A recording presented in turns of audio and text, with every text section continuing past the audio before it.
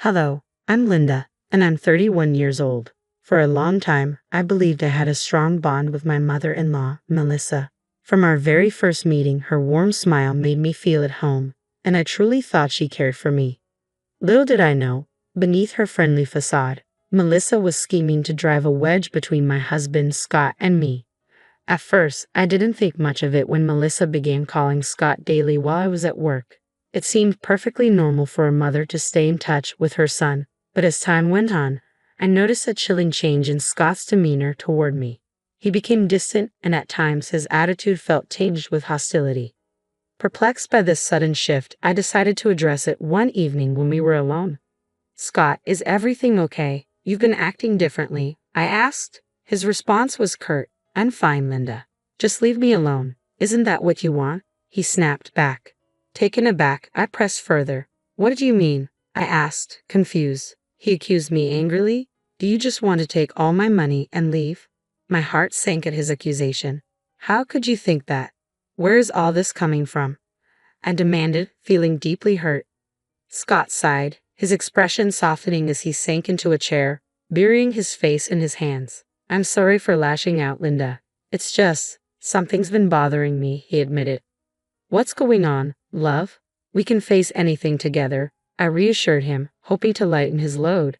After a moment of hesitation, he confessed, "It's hard to say this, but my mom has been saying negative things about you during our calls." I was shocked. Melissa, the woman I had come to regard almost as a second mother, speaking ill of me. Initially, I struggled to believe what Scott was telling me. How could she betray us like this? As doubt clouded my judgment, I cautiously asked, "Are you sure you're not misinterpreting her words? Sometimes communication can get mixed up." But Scott was adamant. "I'm not misreading anything, Linda. It's clear my mother has taken a dislike to you, and it's not just a misunderstanding," he insisted. "That's hard to believe," I replied, still in disbelief. "Just last week, Melissa and I had a great conversation. I shared our recent successes and our plans to start the business we've always dreamed of." Scott countered with a troubling revelation. "That's ironic because she told me today that you're planning to hijack our business, register everything under your name, and then disappear with all the profits." Flabbergasted, I shot back, "That's absurd. Why would she say such things?" Scott sighed, a mixture of frustration and confusion lacing his voice. "I know it sounds crazy, and I hate to admit it, but her words have been gnawing at me. I started to believe her accusations, which is why I snapped at you earlier. I'm sorry." Determined to clear the air, I proposed a plan. "If you think I won't believe you, let's prove it together. Next time she calls, I can listen in without her knowing. How about connecting me through Zoom while you take her call on speaker? This way I can hear everything she says." "That sounds like a solid plan," Scott agreed, his hope rekindled that this would help us understand the situation better. We set our plan in motion the very next day. While I headed to work, Scott stayed home to prepare for the call. True to our arrangement, he added me to a conference call while answering his mother's call on speaker. Unaware of my silent presence, Melissa began their conversation with the usual pleasantries before quickly shifting to express her concerns. "How was your day, Scott?" she asked. "It was fine, Mom. And yours?" he replied. "It was stressful," she said, and I braced myself to hear more. "I've been really worried about you, especially given your situation," Melissa said, her voice dripping with concern. "What situation?" Scott asked, playing along. "The fact that you're married to such a deceitful woman," she blurted out, exposing her true feelings about me without hesitation. Hidden on the other line, I listened in shock as the reality of Melissa's animosity became painfully evident. Her words were not mere misunderstandings. They were calculated and harmful. "She doesn't love you, Scott. How much more do I need to say for you to see the truth?" Melissa's voice was thick with distress. "These things affect me too, you know. The longer you stay with that woman, the more it takes years off my life through distress." "Mom, please stop," Scott interjected, his patience wearing thin. "I haven't found any proof of what you're claiming, so please stop with these baseless accusations." "So you're calling me a liar now? You don't want to hear my advice?" Melissa retorted sharply. "I'm just telling you the truth. She hates you. If you're not careful, she's going to take all your money and leave you. Let me call you back, okay? Love you." "Wait, let me tell you more." But Scott had reached his limit. He hung up the phone and unmuted me from the conference call. "Hello, Linda. How could she speak about you like that? Has she lost her mind? Scott was visibly shaken. I know it's a lot to take in. I'm sorry you had to hear all this, but it was important for you to know the truth firsthand, he said. I'm speechless, I replied, my voice heavy with disbelief. She sounded like a completely different person, nothing like the sweet lady who used to check in on me. Now I see that she's only been pretending to care, gathering information to twist against me and make you distrust me. As the reality of Melissa's deceit settled in, I felt an overwhelming sense of betrayal. The person I once thought cared for me had been scheming all along. I once viewed Melissa as an ally and supporter, but now I realized she was actively working against me. Scott reassured me. I no longer believe her words, especially after our conversation last night. That woman is unbelievable. I almost fell for her lies, even though I trusted her as my mother. I understand, babe. It must be hard to come to terms with the extent of her lies and deception, especially since she's your mom, I said, trying to comfort him. I'm more angry than anything, Scott admitted. I don't know what she hopes to gain by constantly speaking so harshly about you, but at least now you've seen it for yourself. She's completely lost it, he continued. Yes, we need to confront her about everything, I agreed. Of course, so let's do it now, Scott suggested, surprised by my pause. I think we should wait a bit, I replied thoughtfully. What do you mean? I thought now that we know, we could just confront her, he pressed, not understanding my hesitation. I'd like to listen in on a few more phone calls first, I requested, needing more evidence to fully grasp the extent of Melissa's manipulation. Scott was taken aback by my request, thinking one conversation would be enough for action, but I felt we needed a fuller picture before confronting her about her deceitful behavior. If there's one thing I've learned about master manipulators, it's that they love playing with people's perceptions and memories. Confronting Melissa too quickly could give her the chance to gaslight us, making us doubt our own understanding of her words. As painful as it was to hear her spiteful accusations, I knew I needed more evidence. I wanted to record these instances to have undeniable proof of her demeaning comments when I finally confronted her. For the next 3 weeks, Scott secretly added me to the calls as planned, with Melissa completely oblivious to my presence. She continued her usual tirade of belittling remarks and false accusations. Though I had grown accustomed to her deceit, I was still shocked by her ability to twist innocent interactions from our past into something sinister, portraying me as the villain. With each covert phone call, my anger mounted, fueling my determination to expose Melissa's true character. This wasn't just about my vindication anymore, it was crucial to protect others who might fall victim to her manipulative tactics. These recorded conversations became vital pieces of evidence, essential for revealing her deceit. As I braced myself to confront her, I knew it wouldn't be easy to challenge a family member who had spun such a complex web of deceit.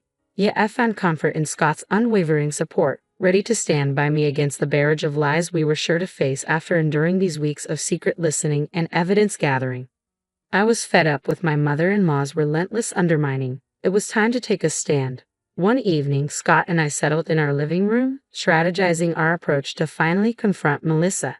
Just as we were about to refine our plan, the shrill ring of my phone shattered the quiet. It was Melissa calling me directly, likely another one of her so-called friendly check-ins. After uncovering her deceit, I was furious and ready to confront her immediately. However, Scott hesitated. Wait, babe.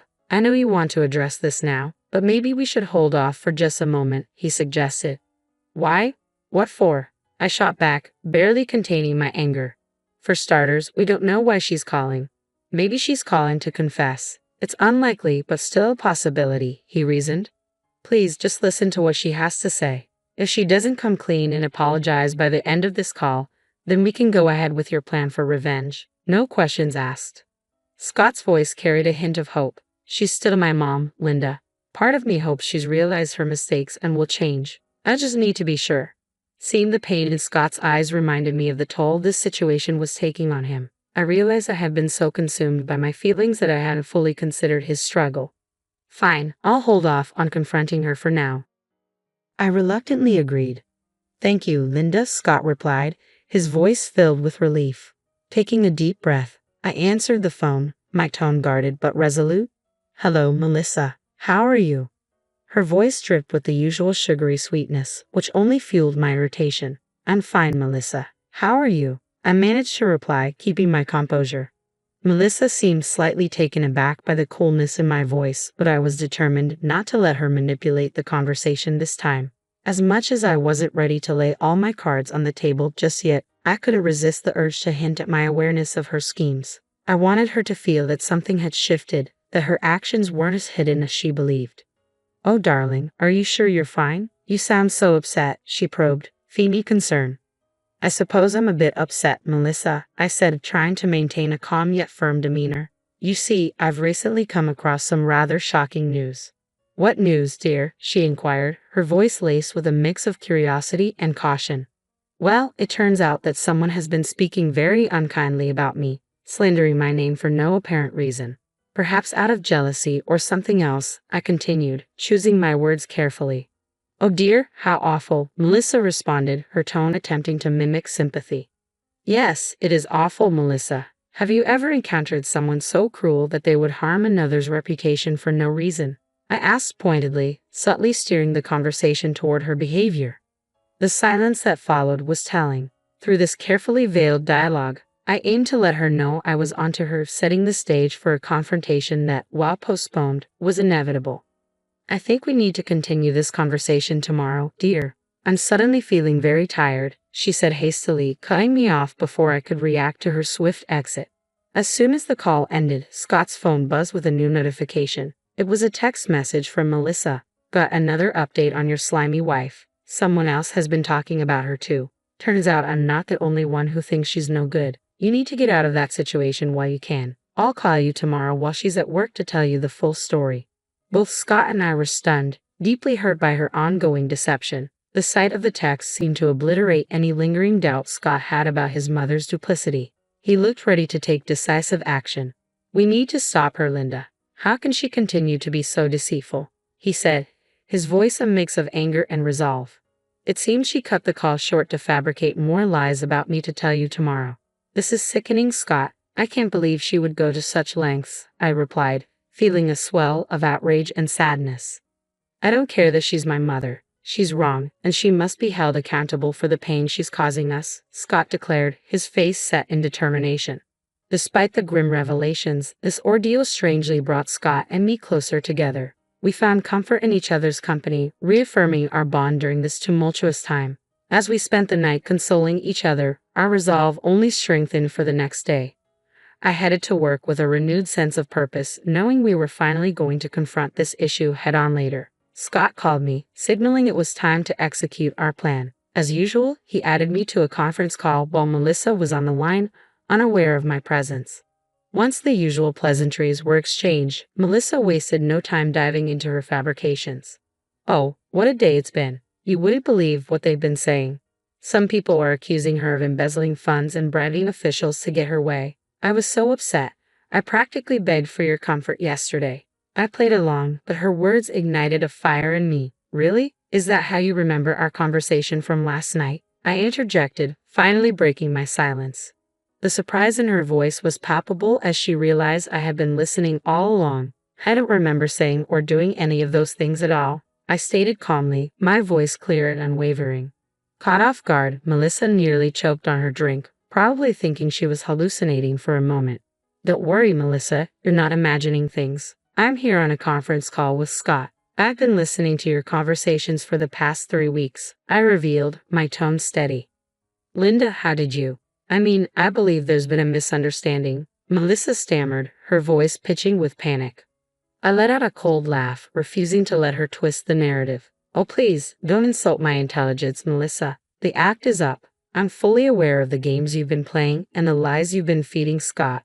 We're no longer going to be pawns in your schemes. I can't believe you'd be so cruel and manipulative for no reason." "What drove you to do this?" Scott chimed in, his tone a mix of disbelief and frustration. "So, you think you're better than me now, Scott? Do you think you're some kind of hero trying to save the day? I haven't done anything wrong. I was just discussing hypothetical situations. It's not my fault you two misunderstood everything." "You're pathetic, Melissa. Even now, after being caught, you're trying to cover your tracks so clumsily," I countered sharply. "But don't worry, I've recorded everything you've said. Let me refresh your memory a bit." I then played some of the audio recordings. For weeks, I had listened to those cruel words. and each time they sent chills down my spine. But I could sense Melissa's panic. Her voice faltered as she attempted to talk over the recordings, desperately trying to defend herself against the undeniable evidence being laid out before her. Finally realizing she had no escape, Melissa dropped her facade. "Well, Linda, guess what? I don't care that you found out the truth. So what? What are you going to do?" "We all know you're bad for my son," she retorted, her tone dripping with contempt. "Bad for him in what way exactly?" I pressed, eager to hear her justification. "I don't know. You're hiding something. I can feel it. I don't have any evidence, but I just know you're no good for my son," she snapped back, her argument weak and baseless. Her accusations highlighted her desperation and inability to manipulate the situation any further. "I'm going to expose you for the manipulator you truly are, you deceitful person. How dare you? Once I tell everyone in the family about this, they're all going to side with me, not you. No one will believe an outsider like you, Linda," Melissa hissed venomously. "You're mistaken, Melissa," I replied calmly, confidence ringing clear in my voice. "What you haven't realized, despite my earlier mention, is that I've been recording this conversation too. That includes your conversation with me last night and the text messages you sent to Scott. You've played your hand, and now it's time for you to face the consequences. Not only are these conversations recorded, but we also have evidence of your ongoing deceit." Scott's voice, a mix of sadness and resolve, cut through the tension. "I hate to say it, but I'm done making excuses for you. I can no longer justify your actions or hope for your change." Sensing the gravity of her situation, Melissa suddenly shifted her tone.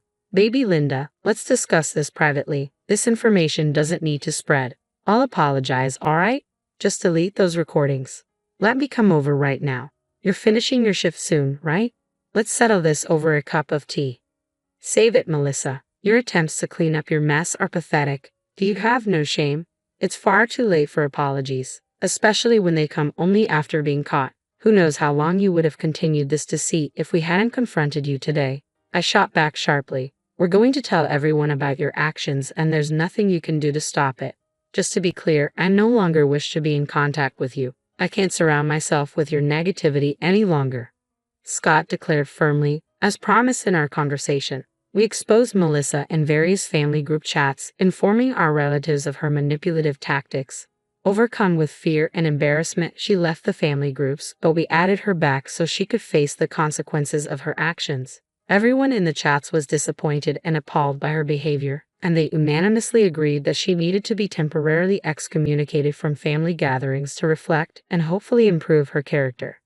Melissa called us repeatedly, pleading for us to stop tarnishing her reputation, but we stood firm, reminding her of the bed she had made for herself. After exposing her, a deep sense of satisfaction washed over me. Melissa's hold over us had diminished, and we were reclaiming control of our lives. I was confident she wouldn't dare manipulate anyone like this again.